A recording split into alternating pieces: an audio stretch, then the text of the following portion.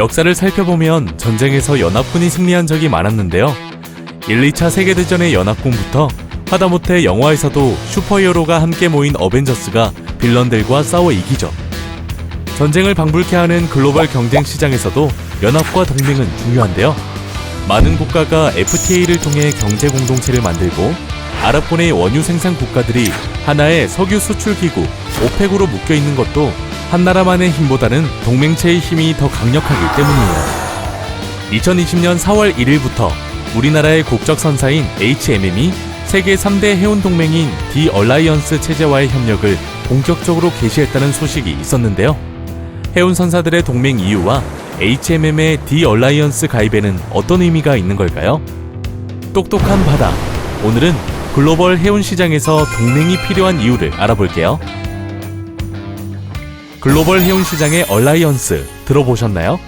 얼라이언스란 동종업체들이 상호 동맹과 제휴를 통해 맺은 연합체로 한 선사가 전 세계의 모든 노선을 운항할 수 없고 같은 노선에선 경쟁할 수밖에 없는 해운이나 항공사들이 주로 얼라이언스를 구축해 서로 가용자원과 노선을 공유하고 있어요. 우리가 자주 접하는 비행기를 예로 들어볼까요? 인천에서 뉴욕으로 갈 때 국적 항공사인 대한항공으로 예약을 해도 미국 항공사인 델타항공의 비행기를 타고 가는 경우가 많아요. 이를 공동운항 또는 코드쉐어라고 부르는데요. 서로 다른 항공사임에도 이렇게 노선과 좌석을 공유할 수 있는 이유는 바로 대한항공과 델타항공이 글로벌 항공 얼라이언스인 스카이팀에 속해 있기 때문이에요. 화물을 운송하는 해운도 마찬가지예요. 글로벌 해운 시장에는 현재 3개의 해운 얼라이언스가 있는데요.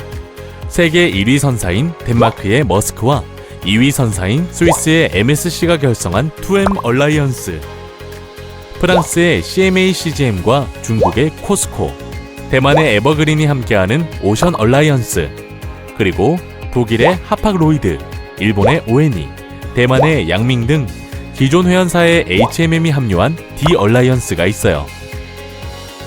2017년부터 협력을 시작한 디 얼라이언스는 약 280여 척의 컨테이너선이 아시아, 유럽, 아메리카, 중동 지중해 등 전 세계 78개 항만에 기항해 총 33개의 항로를 서비스하는 정말 어마어마한 규모의 해운 동맹인데요. 디 얼라이언스를 포함한 세계 3대 해운 동맹체가 미주와 유럽 등 주요 컨테이너 항로의 거의 대부분을 차지하고 있어요. 이렇게 세계적인 해운사들이 서로 동맹을 맺는 이유는 바로 글로벌 시장 경쟁력 확보에서 찾을 수 있습니다. 동맹을 맺은 선사들끼리 전 세계로 가는 해운 서비스 항로를 공유함으로써 더 많은 노선을 안정적으로 운영할 수 있고 건조 비용이 수천억 원에 달하는 초대형 선박들을 함께 사용하며 그만큼 물류 비용도 줄일 수 있는 등 장점이 많아요. 참고로 아시아 유럽 항로에서 단일 선사가 2만 TEU급 선박으로 10개 이상의 항만을 기항하는 6개 항로 서비스를 제공하기 위해서는 60에서 80척의 선박이 필요해 단독으로 서비스 네트워크를 구축하는 것은 거의 불가능하다고 해요. 그렇다면 누구나 글로벌 해운 얼라이언스와 함께할 수 있는 걸까요?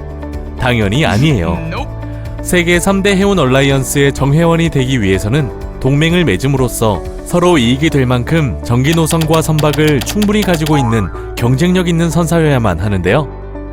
사실 그동안 HMM의 전신인 현대상선은 2017년 한진해운 파산 이후 국내 최대의 원양 전기 선사임에도 불구하고 세계 해운 동맹에서 소외된 채 3대 얼라이언스 중 하나인 2M과 특정 항로에 대해서만 필요한 경우 선복을 매입하거나 교환할 수 있는 전략적 협력 관계에 머물러 있었습니다.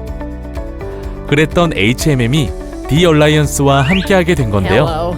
HMM의 어떤 능력이 디 얼라이언스의 러브콜을 받게 된 걸까요? 그건 바로 20척에 달하는 초대형 컨테이너선 덕분이에요.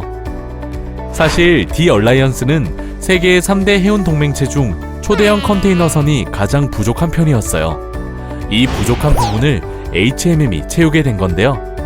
HMM은 오는 9월까지 24,000 TEU급 컨테이너선 12척, 내년 상반기까지는 16,000 TEU급 컨테이너선 8척을 인도받을 예정으로 화물 운송의 척도인 초대형 컨테이너선이 부족했던 디 얼라이언스와 서로 이해관계가 맞아떨어져 동맹 관계를 맺게 된 거죠.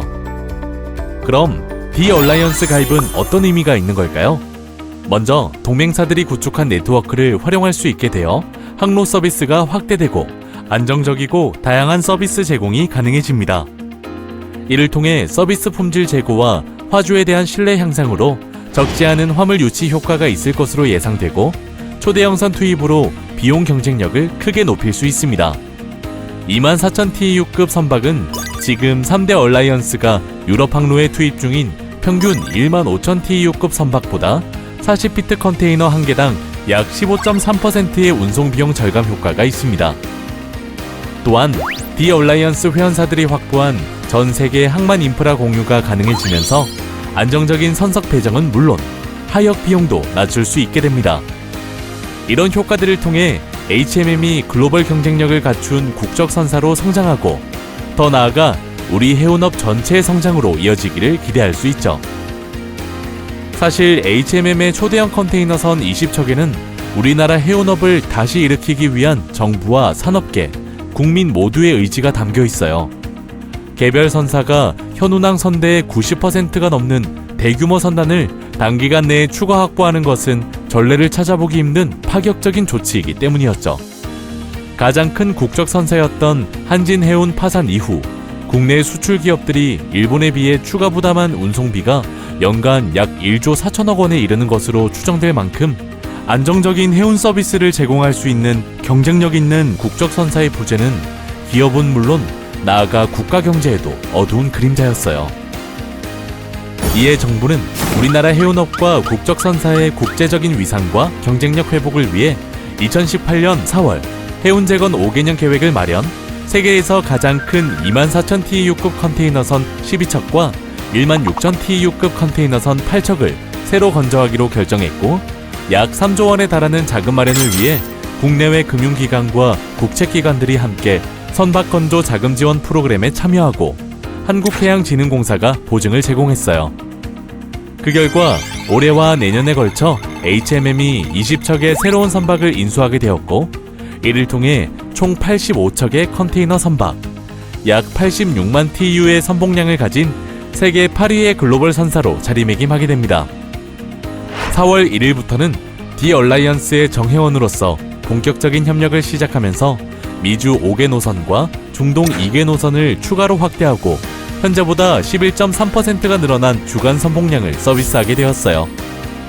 이제 우리의 해운사가 글로벌 해운 동맹의 일원이 된 만큼 우리나라 수출입 경제의 기둥인 해운 산업을 짊어질 경쟁력 있는 국적 선사를 바라는 국민들의 바람을 타고 전 세계의 바다를 당당하게 누비길 응원합니다.